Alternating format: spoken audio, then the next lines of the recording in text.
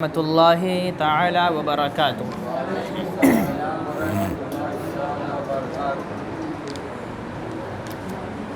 نحمده ونصلي ونسلم على رسوله الكريم اما بعد فاعوذ باللہ من الشیطان الرجیم بسم اللہ الرحمن الرحیم لیلۃ القدر خیر من الف شہر صدق اللہ المولانا العظیم۔ پڑھیے الصلاۃ والسلام علیک یا رسول اللہ، الصلاۃ والسلام علیک یا حبیب اللہ، صلی اللہ تعالی علیہ وسلم۔ عزیزان ملت اسلامیہ، شب قدر کے تعلق سے ہماری گفتگو چل رہی تھی، اور اس سے پہلے ہم نے شب قدر میں فرشتے کیوں نازل ہوتے ہیں، فرشتے زمین پر کیوں آتے ہیں، اور شب قدر میں کتنی رکعت نماز نفل پڑھی جائے اور کس طریقے سے پڑھی جائے، اس کے بارے میں ہماری گفتگو ہوئی تھی۔ شب قدر سے ایسا ہوتا ہے کہ کچھ لوگ محروم بھی رہ جاتے ہیں۔ بہت سارے لوگ ہیں اس کی فضیلتیں حاصل کرتے ہیں، لیکن کچھ لوگ محروم ہو جاتے ہیں، جیسے کل ہم نے بیان کیا تھا 3 لوگوں کا۔ فرماتے ہیں جہاں شب قدر میں شب بیداری اور عبادت کے بے شمار فوائد ہیں، سنیے غور سے، جہاں شب قدر میں شب بیداری اور عبادت کرنے کے بے شمار فوائد ہیں، وہیں اس میں سستی برتنے اور غفلت کا مظاہرہ کرنے میں بے شمار نقصانات بھی ہیں۔ اس میں عبادت کرنے، ریاضت کرنے پر جہاں فضیلتیں ہیں، وہیں اس رات میں سستی کرنے پر نقصانات بھی ہیں اور خسارے بھی ہیں۔ اگر ہم نے لیلۃ القدر یعنی رمضان المبارک کی طاق راتوں میں قیام و تلاوت کا اہتمام نہ کیا تو اس کا نقصان بھی ملاحظہ فرمائیں۔ کیا فرماتے ہیں؟ حدیث شریف میں فرمایا گیا، من حرمہا فقد حرم الخیر کلہ ولا یحرم خیرہا الا کل محروم۔ اللہ کے رسول صلی اللہ علیہ وسلم فرماتے ہیں، یعنی جو شخص شب قدر سے محروم ہو گیا گویا پوری بھلائی سے محروم رہ گیا، اور شب قدر کی خیر سے وہی محروم ہوتا ہے جو مکمل محروم ہی رہتا ہے۔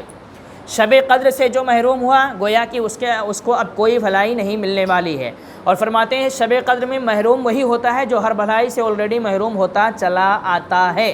تو اگر کوئی شب قدر میں عبادت نہ کر سکے، سستی کرے، کاہلی کرے، بستر پہ سویا رہے، تو سمجھ لو وہ صرف شب قدر کی محرومی اس کے لیے نہیں ہے، ہر رات اس طرح کی اور جتنی بھلائی کی چیزیں ہیں وہ ساری بھلائیوں سے محروم رہتا ہے۔ کیوں؟ اگر اس کو بھلائیاں ملتی اور بھلائیوں کا فائدہ اٹھاتا تو اس رات میں اس کو سستی آتی ہی نہیں۔ سستی آئی ہی اس لیے کہ وہ پہلے سے محروم ہے۔ محروم نہ ہوتا، اپنے دل کو جگایا ہوتا، ہم نے کہا نا دل مردہ نہ ہوتا بلکہ زندہ ہوتا، تو اس رات میں دل زندہ ہونے کا مظاہرہ بھی کرتا، ثبوت بھی پیش کرتا۔ لیکن جب دل پہلے سے مردہ ہوتا ہے تو اس رات میں بھی وہ مردہ پن اپنا دکھاتا ہے، اور بندہ کیا کرتا ہے؟ کہیں گھومنے نکل گیا، پھرنے نکل گیا، دوستوں کے ساتھ کھانے پینے نکل گیا، یا بستر پہ آرام کرتا ہوا نظر آتا ہے۔ اور بعض تو ایسے نااہل اور بدبخت ہیں جو اس رات میں فلمیں اور سیریل بھی دیکھتے ہیں اپنے گھروں میں لیٹ کر، ٹی ویاں اس رات میں بھی چالو رہتی ہیں۔ ان کے لیے بدبخت کا لفظ میں سمجھتا ہوں بہت ہلکا ہے، اس سے بھاری بھی لفظ کوئی استعمال کرے تو وہ اس کے لیے بہتر ہوگا، جو اس طرح کی مقدس راتوں میں بھی اپنے گھر کی ٹی وی نہ بند کر سکے، سیریل دیکھنا نہ بند ہو، میچ اور کرکٹ دیکھنا نہ بند ہو۔ آج ہمارے نوجوانوں کی حالت یہ ہے کہ سب سے زیادہ کسی چیز سے انہیں پیار ہے تو کرکٹ۔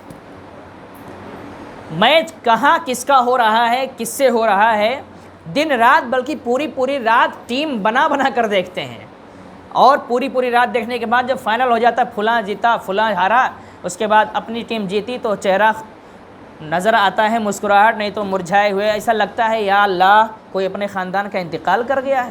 میچ کی ہار اور جیت پر اتنی خوشی اور غم، جبکہ اس سے ہمارا ایک پائی کا فائدہ نہیں ہے سوائے نقصان کے۔ کیوں؟ اس لیے کہ آپ کو معلوم ہونا چاہیے کہ تضییع وقت، حدیث شریف ہے، اللہ کے رسول فرماتے ہیں بلا وجہ وقت کو ضائع کرنا یہ حرام ہے، بلا وجہ وقت کو، اور وہ کام بلا وجہ ہے نا، ہمارا کوئی فائدہ ہے اس میں، نیکی اس سے ملتی ہے کہ اسلامی کوئی فائدہ ہے، شریعت کا کوئی فائدہ ہے، ہمارے اعمال کا کوئی فائدہ ہے، ہمارے لیے کوئی بھلائی ہے اس میں، نہیں بھلائی ہے۔ دل مردہ ہوتا ہے، وہ دل زندہ ہوتا ہے اس سے دیکھ کر۔ کیوں؟ وہ مردہ دلوں کے لیے ہی وہ چیزیں ہیں، زندہ دلوں کے لیے کرکٹ ہے ہی نہیں۔ ہاں، شریعت مطہرہ میں تفریح کے غرض سے صرف کھیلنے کی اجازت ہے۔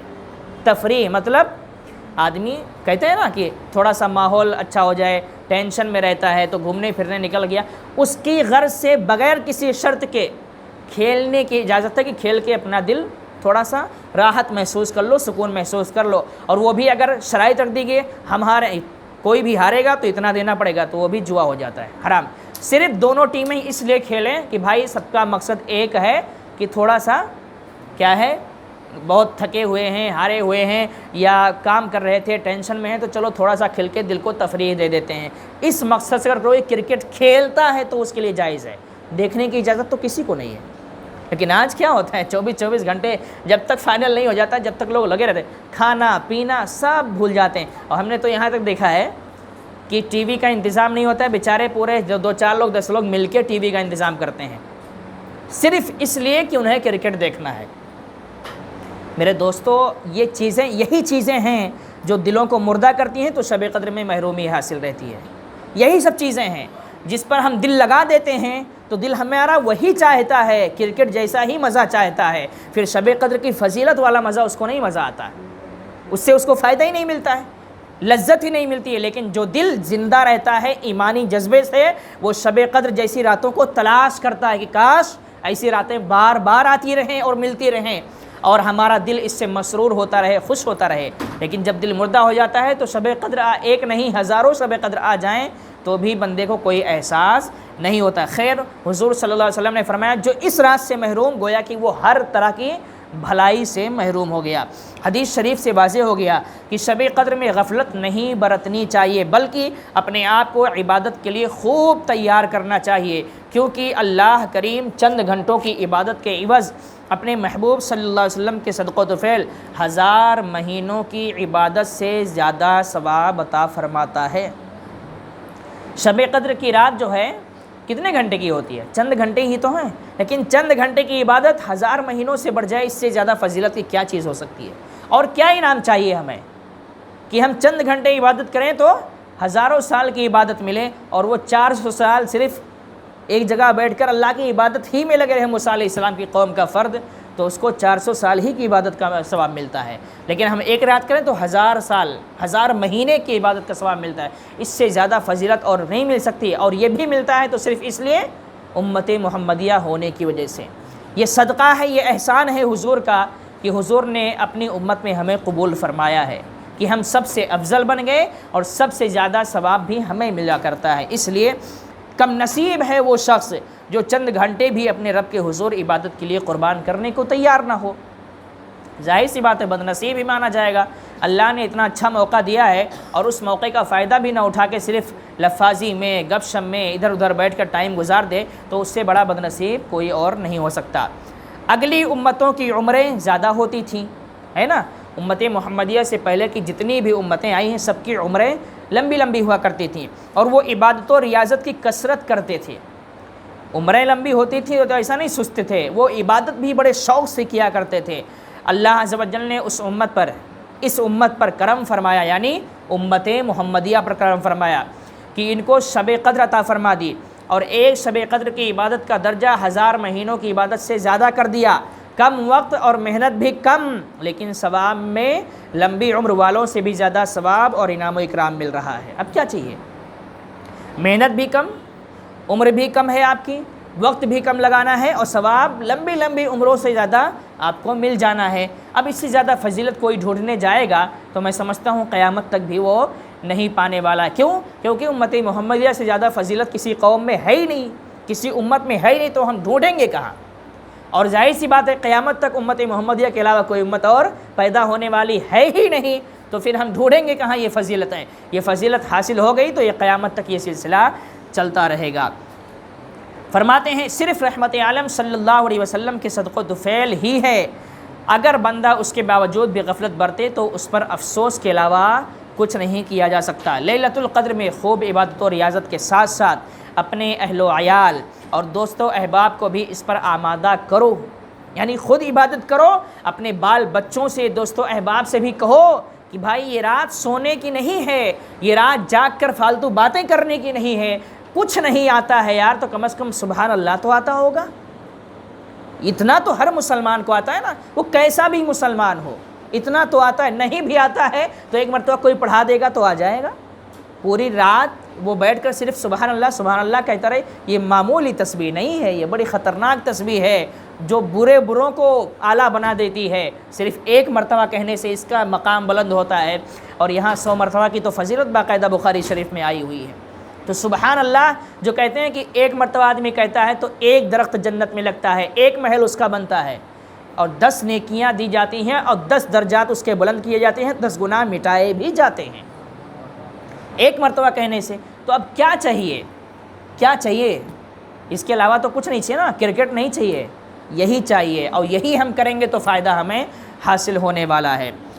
تو پھر یاد رکھیں، اب آخری شب ہمیں کیسے گزارنی چاہیے، اس پر ایک لمبی بحث ہے اور وقت ہو چکا ہے، اس لیے وہ نہیں چھیڑوں گا انشاءاللہ، لیکن کل تو بیان ہوگا نہیں ہے نا، ظہر میں تو عید کا ٹاپک چھیڑا ہوا ہے۔